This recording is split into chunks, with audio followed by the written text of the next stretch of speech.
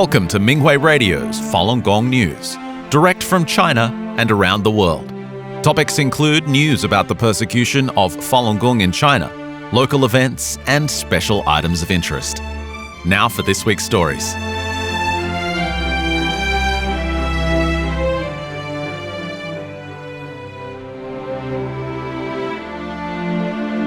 USA. In commemoration of the 34th anniversary of the introduction of Falun Dafa to the public, 3 federal lawmakers from Pennsylvania and Delaware requested that the U.S. flag be raised over the U.S. Capitol to honor the founder of the practice, Mr. Li Hongzhi, and to celebrate World Falun Dafa Day on May 13th. Delaware Senator Lisa Blunt Rochester, Delaware Representative Sarah McBride, and Representative Krister R. DeLuzio from Pennsylvania bestowed certificates marking the honor, as well as the U.S. flag that was raised over the Capitol for Mr. Li.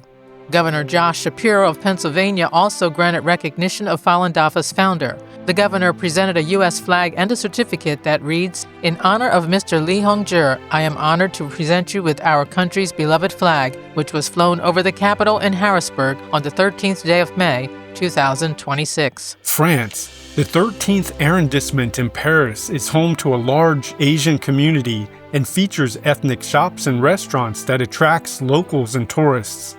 A large shopping center located nearby draws many shoppers, making the area a bustling and lively hub. Falun Dafa practitioners held an event at Place d'Italie in the 13th arrondissement on Saturday, June 6th. They demonstrated the exercises, talked to people about the practice, and collected signatures on a petition opposing the persecution. One event attendee said of the brutality, "This is genocide, which is a crime. Thus, we must treat them like criminals. It is really unbelievable." Information days were also held in the Parisian neighborhood of Belleville on June 12th and at the public square of Place Saint-Michel on June 14th. Australia. The annual Mind, Body, Spirit Festival took place at the Melbourne Convention and Exhibition Centre from June 5th to June 8th. Falun Dafa practitioners demonstrated the exercises and introduced the spiritual practice for visitors. Over 100 different exhibitors offering health foods, natural beauty products, and holistic therapies were featured at the festival. The event included interactive experiences and wellness experts sharing insights on maintaining a healthy, balanced lifestyle. Practitioners at the Falun Dafa booth helped many people learn the exercises, purchase books, and receive information about local practice sites. A booth visitor named Vincent said he had not heard of Falun Dafa before and thought the practice sounded like a lifestyle for self-improvement. He said, "I picked up one of these flyers that caught my attention. This energy is quite beautiful." Japan. The Kanazawa Hakuman Goku Festival was held in the Ishikawa Prefecture on June 6th. It is the city's largest annual traditional festival. Parades, traditional performances, and historical character reenactments showcase the city's history and culture. The events attract thousands of residents and tourists. Dressed in bright yellow shirts and white skirts, many female Falun Dafa practitioners danced in the festival's highly anticipated dance parade. They carried banners with information about Falun Dafa and its values of truthfulness, compassion, forbearance. Their elegant movements pleased the spectators, and many people said they agreed with the principles.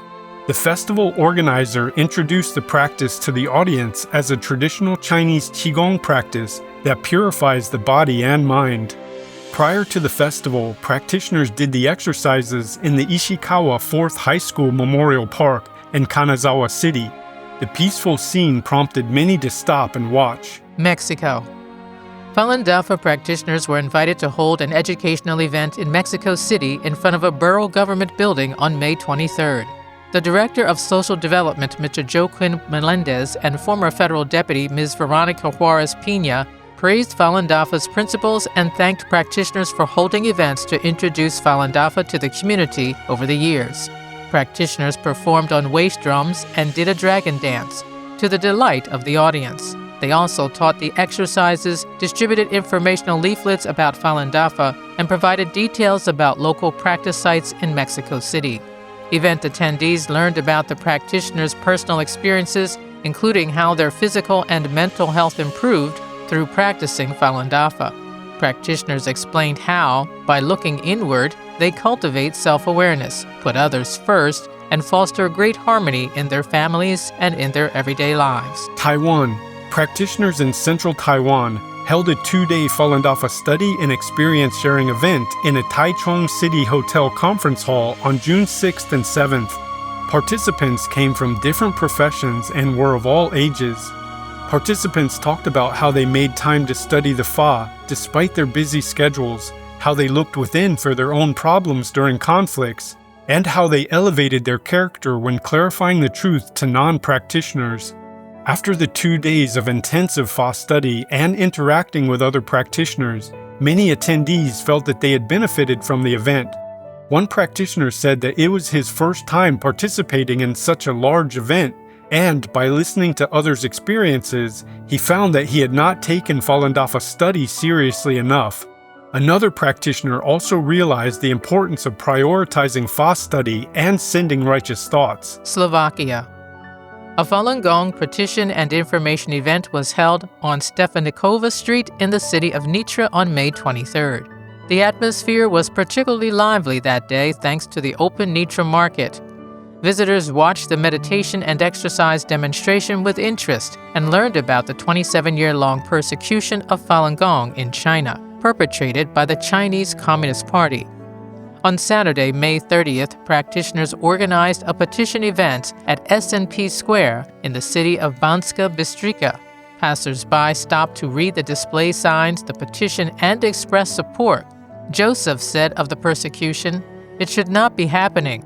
He added, if more people followed the principles of truthfulness, compassion, and forbearance, the world would be a better place, and people would be more at peace within themselves.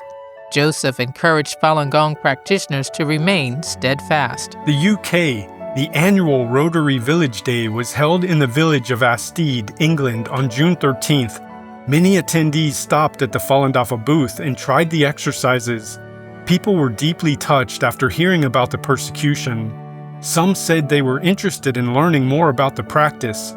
22 young local residents came to the booth and learned the exercises that day. A woman who volunteers at a theater visited the stall. She watched Shen Yun and said that what continues to amaze her is the artist's exceptional demeanor and perfect artistic skills. When she learned that Shen Yun performers practice Falun Dafa, she said, "Now I understand. It turns out that the pure energy and superb skills come from deep spiritual faith. Pursuit of perfect artistic qualities must first come from pursuit of a perfect spiritual realm." She accepted a flyer and said she will learn more about Falun Dafa. USA. The Grand Floral Starlight Parade was held in Portland, Oregon on June 6th. The parade is the highlight of the Portland Rose Festival. Falun Dafa practitioners were invited to participate in the event. The Tianguo marching band's unique costumes, synchronized marching, and spirited performance won applause from the crowd. The practitioners' float received a Grand Marshal Award as the best non-commercial float and was praised by spectators. Shaped like a boat, it was embellished with traditional Chinese landscape scenes in shades of purple and trimmed in shimmering gold. It exuded an air of elegance and grandeur. The deck was adorned with models of lotuses and undambaro flowers, a rare blossom which is said to bloom only once every 3,000 years. Local media Fox 12 and KGW live-streamed the parade, and it was viewed by thousands.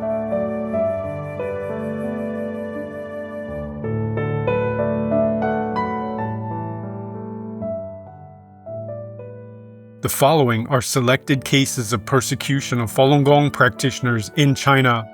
Ms. Cui Yufang of Anshan City, Liaoning Province, was arrested in 2016 for her faith in Falun Gong. Her case was later dismissed due to a lack of evidence, yet the Anshan City Political and Legal Affairs Committee, PLAC, ordered her case reopened and put her on a wanted list in 2019 when she didn't report to the police as ordered. Ms. Cui's sister and nephew struggled to cope with the authorities' pressure and disowned her as their relative. They gave Ms. Cui's address to the police. A new trial was scheduled to take place, though it was unclear whether that ever happened. Ms. Cui, who had a stroke while in detention in 2017, but recovered through doing the Falun Gong exercises, suffered declining health as a result of the relentless persecution. She remained in a coma in recent years and died on April 17, 2026, at the age of 73. The PLAC is an extrajudicial agency given the power to override the judicial system in the CCP's ongoing persecution of Falun Gong. A 79-year-old man in Ningxia Autonomous Region died last October after suffering years of persecution for practicing Falun Gong. Mr. Wang Shihe took up Falun Gong in June 1997. His wife, Ms. Xiao Guilin, soon joined him. After the communist regime launched a nationwide campaign against Falun Gong in July 1999, the couple held firm to their faith and were repeatedly targeted. For appealing in Beijing, Ms. Xiao was given 2 years at a women's labor camp. 10 years ago, a dozen officers broke into Ms. Xiao's home to arrest her and Mr. Wang. The couple was suspected of putting up banners bearing Falun Gong messages along local roads. At least 10 other local Falun Gong practitioners were also arrested around the same time. Ms. Xiao was later sentenced to 3 years. The police would often harass Mr. Wang at home. After his wife was released, they faced continued harassment, especially around politically sensitive dates. A married couple in Guangzhou City was arrested for their faith in Falun Gong last April. 87-year-old Mr. Wei Yingxing and his wife, 74-year-old Miss Wang Mengying, were seized on the street on April 20, 2026, by over a dozen police officers. The police snatched the couple's keys and raided their home, where they confiscated their Falun Gong books and other valuables. Before leaving, the police vandalized their house. The husband was released on bail, but the wife remains detained and is facing indictment. She is also suffering from hypertension. According to insiders, 9 other local Falun Gong practitioners were also arrested the same day. The mass arrests were ordered by the Guangzhou City Police Department and called Operation F1212. Both Mr. Wei and Miss Wan have been repeatedly targeted over the past 2+ decades for practicing Falun Gong. He was previously sentenced to a 4-year prison term and suffered brutal torture. He was not allowed to see his mother before she died at the age of 97. His youngest son struggled to cope with his imprisonment and developed clinical depression. A 58-year-old man in Fushun City was sentenced to 4 years for his faith in Falun Gong. Mr. Ge Xin was arrested last year by police officers. While held in a detention center, he fell into a coma and was rushed to the hospital. The police kept the unconscious Mr. Ge shackled in the hospital despite his family's protest. He was found to have a brain tumor and brain bleeding. It is unclear when Mr. Ge was discharged from the hospital, but the police took him straight to a nursing home. He is unable to walk and remains bedridden to this day. The police put him under close surveillance and did not allow his family or others to visit him. His loved ones found out about his prison sentence recently, but still do not know anything else about his prosecution.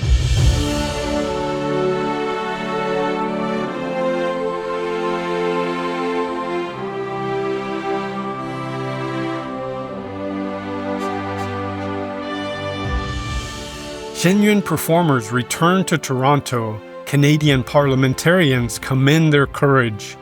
Shenyuan Performing Arts will return to the Four Seasons Centre for the Performing Arts in Toronto to present 5 performances from June 25th through June 28th. Previously, the theater cancelled scheduled Shenyuan performances in response to bomb threats.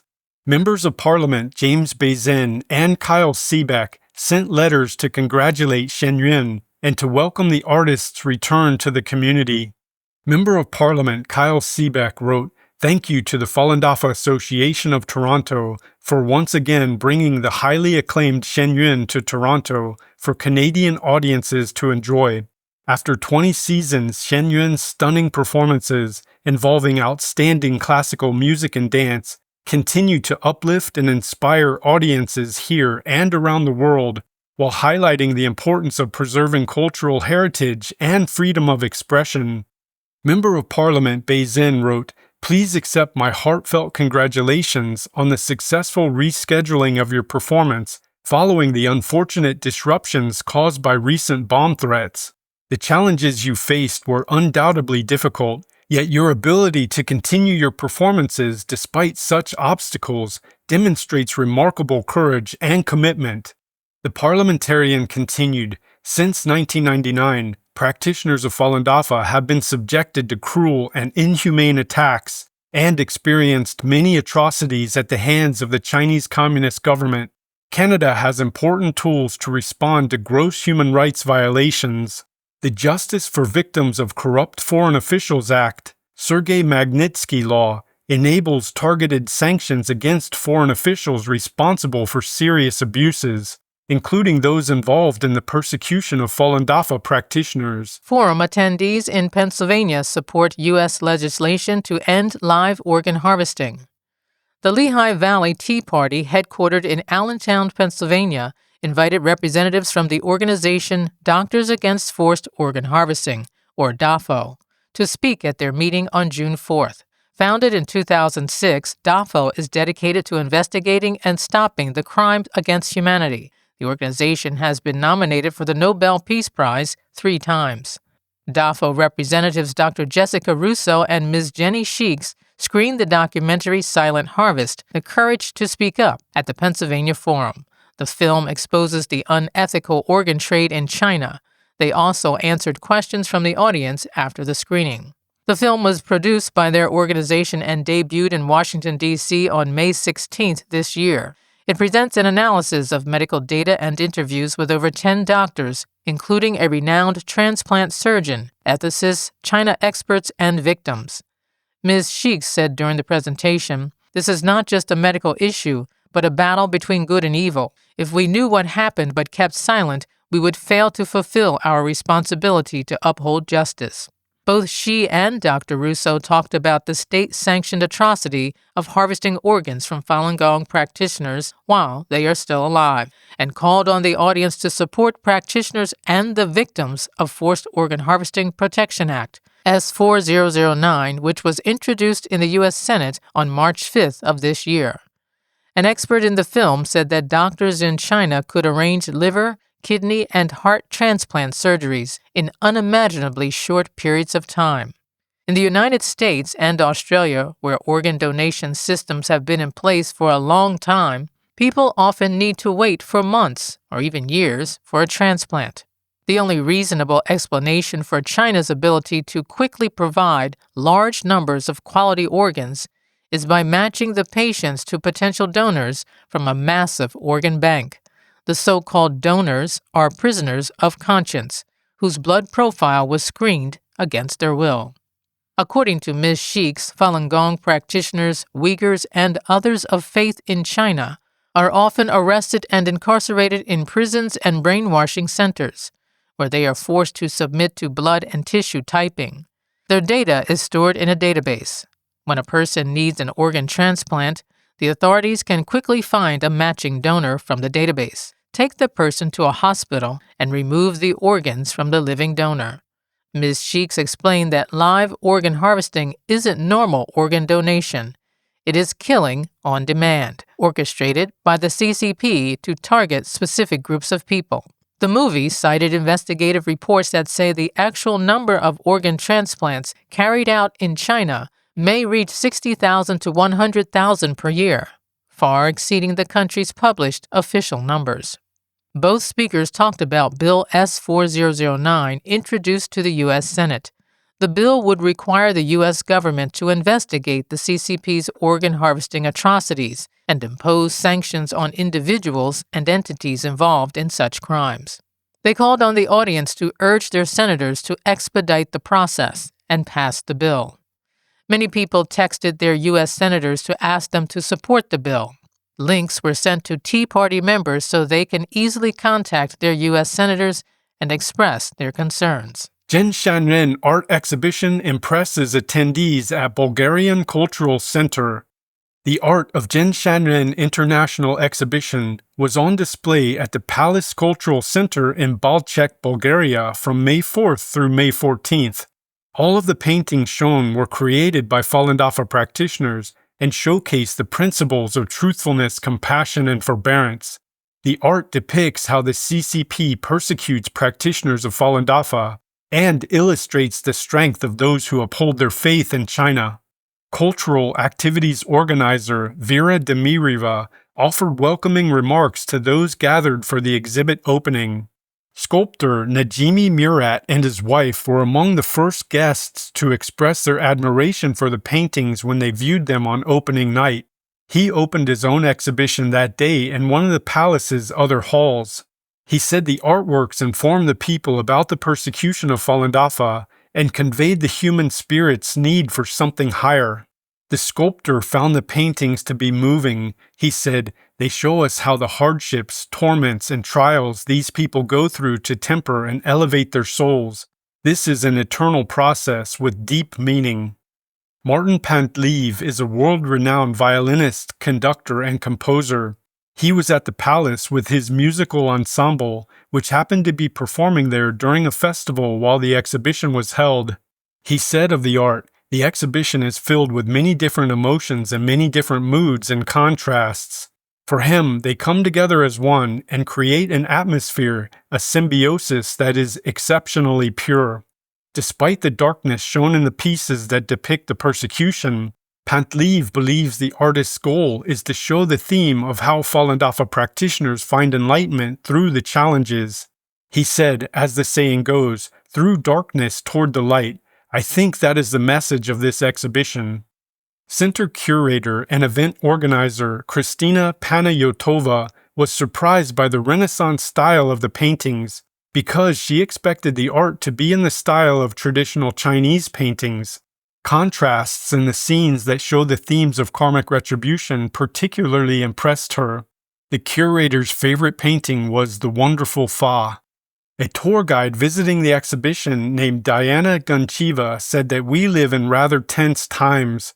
She added, "Goodness must be encouraged in every way possible, and people should have the opportunity to learn for themselves and be able to judge and distinguish good from evil." When two tourists from Russia looked at the paintings, they said they felt they stepped into a world of stark contrasts, like an unexpected fairy tale. They were particularly drawn to the canvas depicting Master Li Hongzhi, the founder of Falun Dafa, teaching the practice. They took photos of the paintings and carefully read the captions.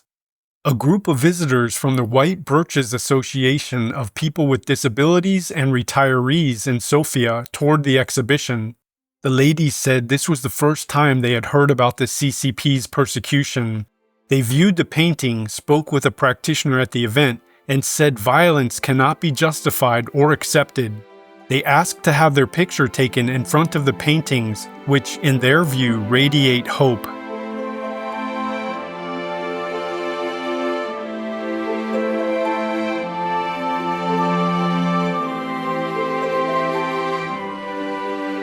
Thank you for listening to the Minghui Radio Podcast. For more information, including news about the persecution of Falun Gong practitioners in China and experience sharing stories by practitioners around the world, please visit our website at en.minghui.org.